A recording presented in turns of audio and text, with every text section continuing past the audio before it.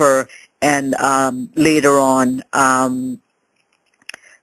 now sold it on December today, December 21st, for $2,000 more, and still we do not have our belongings, the appliances, the double sets of fridge, freezers, 2 freezers, 2 stove, 2 dryers, dishwasher, washing machine, our tool shed, all our vases and our planters. We still do not know where they have it. They have not sent us any letter telling us where it is.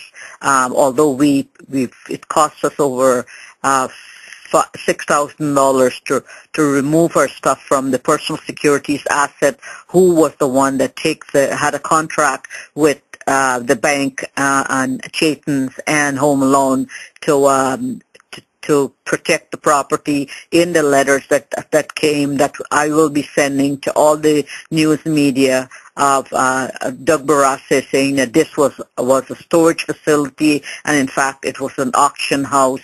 This is what they do. They pack the stuff in skids, and they put garbage in some of the boxes to fill up the skids, so people bid on it and get 1 or 2 items that they can sell, and the rest at the mercy of other people's belongings. We have photographs of other people, other families.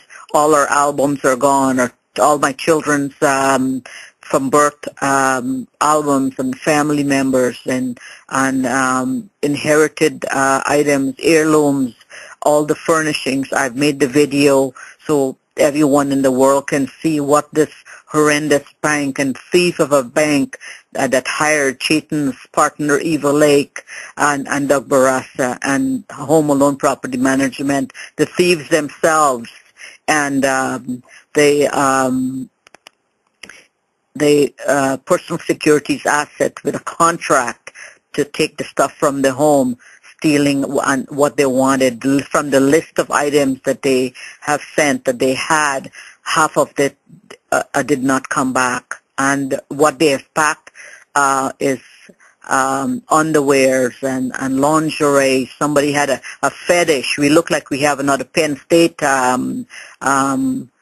criminal in the midst there. I wonder if that's Doug Barraza and his group, or he ordered that because somebody had a fetish to put those items, private items, at the top of the boxes, and one of them was a death threat with a knife through one of my photographs. That doesn't bother me. If you are interested in doing that, come right on. I'm willing to take you on. I'm willing to take this bank on, and the entire world, I hope, will do this. We need every law professor, every Harvard professor, Yale, Osgood, UFT, and everyone in the world with the means to assist this family to bring this bank down.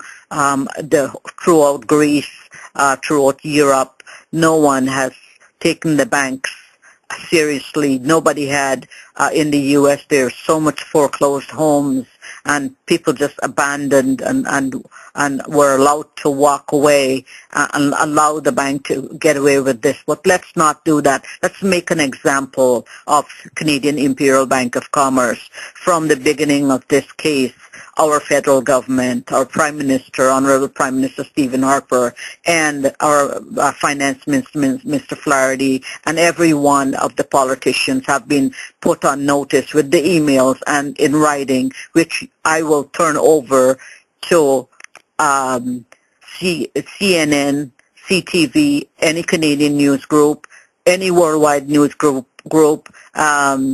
Oprah Winfrey, I would like to hear from you. Ellen DeGeneres, I would like to hear from you. Dr. Phil, I would like to hear from you. Larry King, I love you so much. I think you should meet with me and the family and see what disgrace this has done. And Mr. Donald Trump, I've called out on you. I have a lot of respect for you. Let's get together. You're a businessman. You're a real estate tycoon. I would like to see you come up front with me and do this story and help me to bring these banks down. You want justice. You want to see what Wall Street and Bay Street and the protesters were complaining about. Well, this is a real case, and it's all well documented, photographed, and you've had some of the photographs on my Twitter, President Obama. You also have my photographs on Twitter, Piers Morgan, Anderson Cooper, Ashton Kutcher, and much more. Nick Cannon, just Joy Behar, everyone who has had this case told to them, let's move on this and let's assist me with this on Facebook. You've had Herman Cain with a sex scandal and was able to raise money to still run in an election which he didn't deserve. Ron Paul, get out of the race after your racist comments. You don't belong in that group. There's absolutely no one in that election in the Republican Party who is capable of running and winning. So most of you should quit while you're ahead and have someone decent come out there. When all of this is out in the open, people will realize that this recession and all this job loss and what the horrendous bank has been doing was deliberately caused. And we need to fix this problem.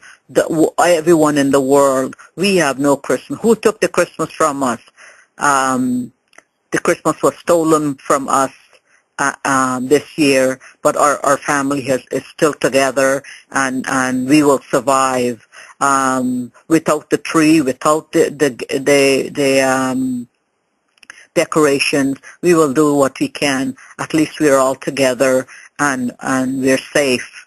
And I know we are. And I'm going to be going after the people who has neglected their duty in accordance with the act. And also refuse to go after the bank because they think the bank is too big